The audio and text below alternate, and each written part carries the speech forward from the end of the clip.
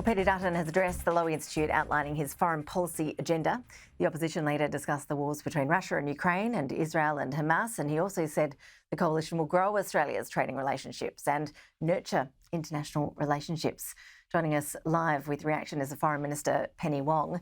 Minister, thank you for your time. Mr Dutton said earlier that one of his first acts as Prime Minister would be to call the Israeli Prime Minister Benjamin Netanyahu to affirm Australia's support for Israel. He attacked your handling of this relationship, saying instead of treating Israel like the ally it is, this government, he said, has treated Israel like an adversary. As a friend of Israel, do you support the strikes that's carried out on the Gaza Strip in recent days, which has led to hundreds of people dying?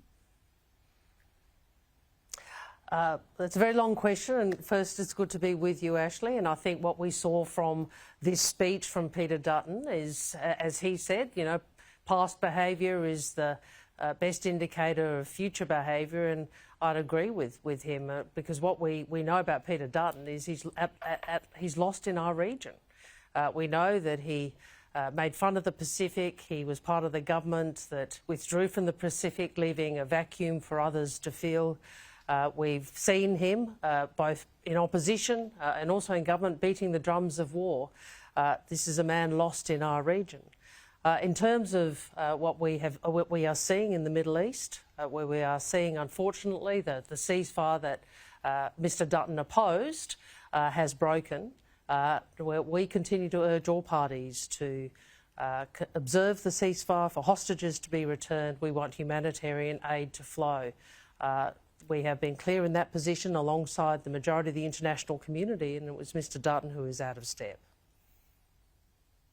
Let's turn to Mr Dutton's comments on Ukraine. He again criticised your government's willingness to send Australian peacekeeping troops to Ukraine, saying Australia doesn't have the ability to have a presence in multiple theatres.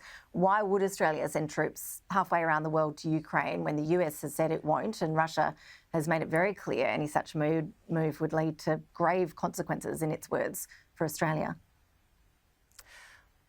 Well, first, I'd say a few things about what Mr Dutton said.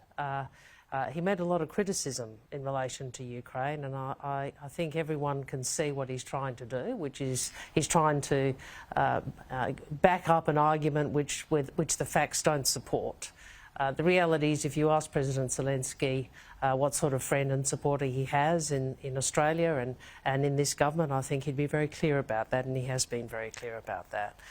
What I'd say is that the Prime Minister has articulated very clearly the reason why we want to back Ukraine, why it is something that matters to us. It's because Russia's behaviour is both illegal and immoral and is a breach of the UN Charter, and a permanent member of the Security Council has used its veto to justify a breach of the UN Charter. Now, that matters to middle powers like Australia. Now, what we have said is that if a request is made, we would consider it. Unfortunately, Mr Dutton, he had a chance to back Australia again, but as always, he wants to pick a political fight. When he back Australia, he never chooses that path, always wants to pick a political fight. I'm sure you were pleased to hear Mr Dutton say the PBS wouldn't be up for negotiation with the Trump administration if he does become Prime Minister. But what actually can Australia do to avoid potential tariffs on Australian medicine exports to the US? Our efforts, as we know so far, when it's come to aluminium and steel, have failed. Well, first, on the PBS, you can never trust Mr Dutton on the PBS. We know that the only reason the PBS was protected when the US Free Trade Agreement was first struck was because of the Labor Party back in 2004. We know what Mr Dutton's record is when it comes to health. And what the Prime Minister has said is this government, this Labor government, is very clear. We are not up for negotiation on the PBS. We will fight to protect it. Full stop and end of story. In terms of the position of President Trump and the administration, I think every Australian can see President Trump's second administration is taking a much harder position, in excess of 30 countries got exemptions the last time around in the first Trump presidency on steel and aluminium, not one now. So it's very clear from that they've taken a much harder position.